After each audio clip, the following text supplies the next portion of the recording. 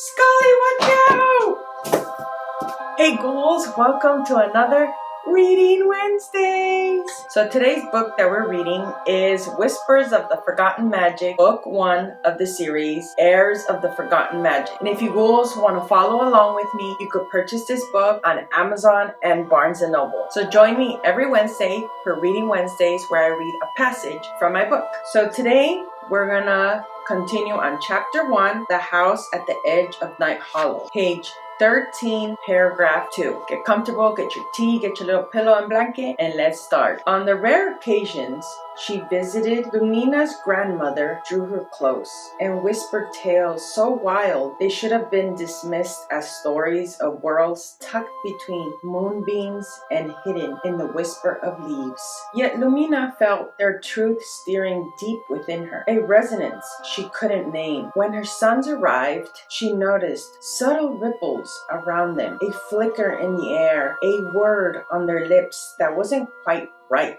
Of course, every mother thinks her children are exceptional, but Lumina knew more was at play. Each visit, her mother pressed a steaming cup of tea into her hand, sweet with honey, spiced with herbs that smelled of dusk and dew. It was always called good for your health. Lumina, and later her boys, did not know that those gentle brews were enchanted to lull their nonsense magic into slumber, to bury the truth of their bloodline beneath layers of forgetfulness. It was as if Lumina's mother knew that magic would return one day, and she was scared of what might happen to them. A secret meant to stay hidden until the right moment when it could no longer be contained. Lumina's grandmother was, in fact, one of the last heirs of an ancient magical lineage, one of the rare who could slip between realms at will. She'd lived most of her life in the other world among kin who guarded the secrets of the old magic. But her restless heart led her back to the mundane realm, to a boy in Night Hollow, whose laughter sounded like sunlight through stained glass. When her family discovered her secret love, they cast wards around her, wove spells to bind her, but nothing could tether a heart set on both worlds. The boy never knew the truth of her heritage. Torn between duty and devotion, she renounced the magic to remain with him. She wove herself into the fabric of ordinary life. She married, bore a daughter, and let her powers fade like embers in ash. Yet even as she buried the last spark, she feared it would scorch her bloodline. And so she began the daily tea ritual, passing it down as a harmless tradition, its enchantment ensuring each generation slept through their power, waiting for the day it might burn bright again. Lumina's grandmother seldom spoke outright of the hidden realm, though her eyes would cloud with longing in her quieter moments. Her nightly stories were the closest she could come to preserving that world, weaving threads of truth and wonder into each tale. Those stories became a legacy, a gentle tending of magic across generations.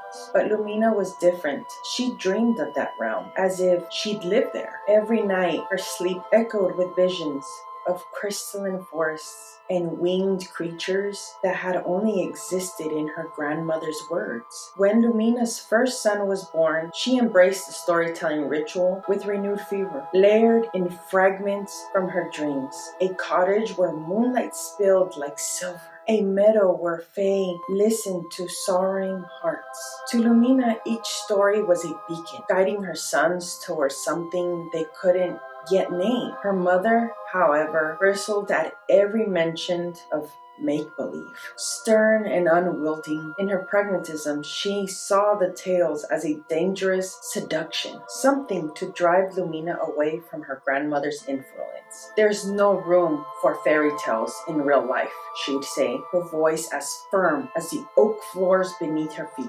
Yet magic doesn't vanish at the command of disbelief. It lies dormant, gathering strength until it's awakened again. Even Lumina's mother couldn't deny the strange stirring in her chest whenever her grandsons were nearby. It began as a subtle weakening of her pulse, like the soft beat of a distant drum, and swelled into a low hum of energy that seemed to vibrate through the air between them. She would find her breath catching, her skin prickling as if brushed by invisible wings. Unseen currents of magic rippled in their presence. In moonlit corners, she glimpsed delicate winged shadows drifting without form, and at dawn, the boys would wake with hearts aching from dreams of sapphire-lit groves and silver-winged creatures. A curious fawn might pause to lock eyes with Lucian in the woods, or a robin would settle on Kaido's shoulder as if guided by an unspoken understanding. These were soft echoes of an inheritance none could yet name, whispers from a world that waited just beyond the veil, patiently biding its time. Lumina, by contrast, fanned those flickers of wonder into bright flames.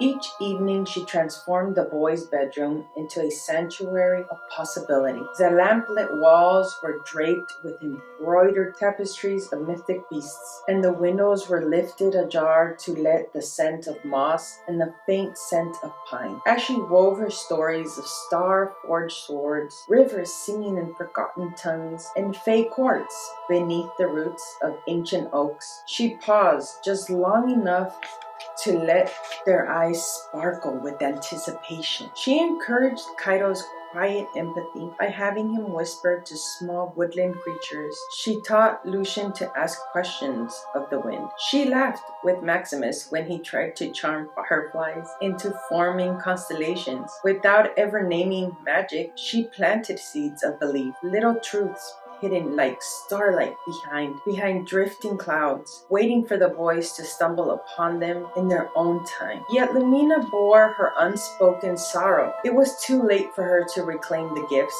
she had once glimpsed. The binding teeth steeped into her blood by her mother's fearful hands lay like a silken chain around her spirit.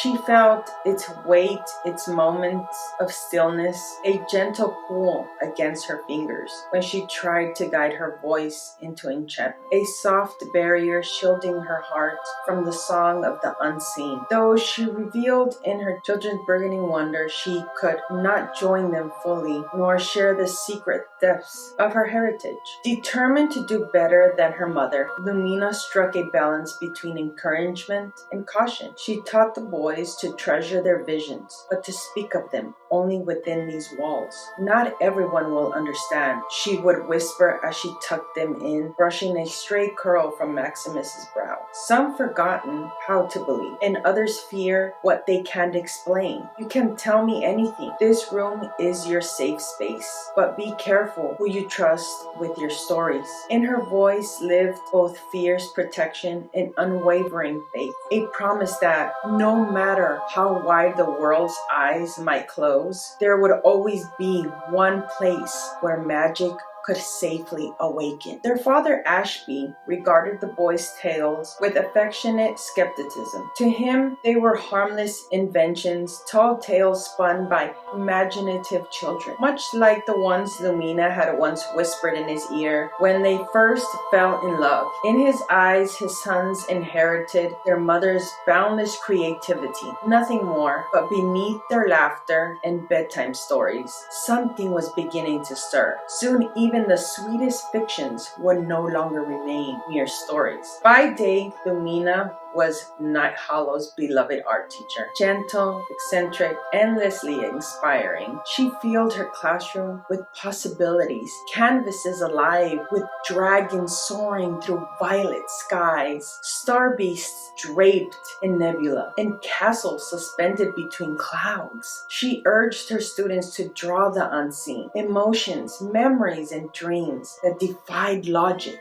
No child dared dismiss elves, fairies, or secret realms in her studio. Imagination was sacred, the very heartbeat of learning there. By night, she transformed into a weaver of words. A firelight danced in her dark eyes as she gathered Kaido, Lucian, and Maximus close. Her voice dripped with wonder as she painted realms beyond the world they knew. Forests aglow with bioluminescent leaves that hummed with life. Cities aloft on currents of starlight. Creatures whose names, spoken in tongues older than time, held power in every syllable. She shared the wistful tales from her grandmother, the moonlit cottage where every beam of light shimmered with possibility, the hidden glade where wounded spirits found healing, the bridge between worlds built of magic and memory. Lumina believed these were dreams, gentle echoes of bedtime stories past. Yet sometimes her heart tightened, knowing she could not explain, as if something in those tales was calling her back. Something ancient, patient, and waiting. Outside the soil of Night Hollow pulsed with the same quiet energy. In the creak of a floorboard, the sigh of a settling wall, and the gentle rustle of ivy at the window. Magic stirred from its long slumber, and as the chapter closed on this ordinary October night, the air seemed to hold its breath, poised on the brink of awakening. That's it for today, ghouls. Thank you for joining me today on another Reading Wednesdays. And I'll see you next time, ghouls. Bye!